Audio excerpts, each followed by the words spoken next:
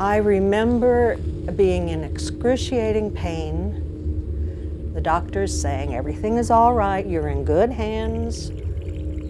But I wasn't. And that's when I had my near-death experience.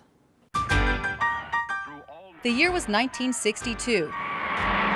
The Civil Rights Movement, Cuban Missile Crisis, and space race dominated headlines. But in Pennsylvania, a young newlywed was already over the moon. Nancy and Ched Clark met in high school at a dance. And we both fell in love with each other at that dance. She'd grown up poor, but prospered in beauty pageants, and was now putting away her crown to prepare for motherhood. My first pregnancy was a high-risk pregnancy. Eclampsia threatened both Nancy and her baby. Your body just starts to convulse rapidly. Just 19 years old, her doctor recommended she stay in Eastern PA while her husband Ched attended the Ohio State University in Columbus. Back in those days, you were told something and you didn't ask questions. A near fatal mistake that Nancy says took her beyond this world and back. I was by myself. Family was not allowed to be present.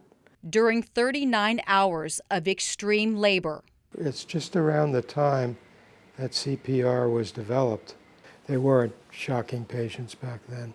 Dr. Robert Daroff, professor of neurology at Case Western Reserve University, doesn't know Nancy, but is familiar with the challenges of delivering a baby without high-tech equipment and only a stethoscope to monitor the heart. We didn't have very much in the way of treatment for high blood pressure, which occurs occasionally during labor and delivery, and that could be problematic. And Nancy's BP was skyrocketing. Labor was intense. Intense. They didn't give me anything for the pain. Excruciating pain that suddenly disappeared. I remember being on the delivery table and lifting out of my physical body and hovering about ceiling level. Then all at once, she says, an unearthly peace enveloped her. And I saw a light coming down toward me, a white light. And the moment I saw that white light, oh, I knew I was in the presence of God. Without any spoken words. Something in my spirit self knew I was with God. She wanted to stay. But this nurse below, she's pounding on my chest. Come back, Nancy. Come back. Nancy, you have a son.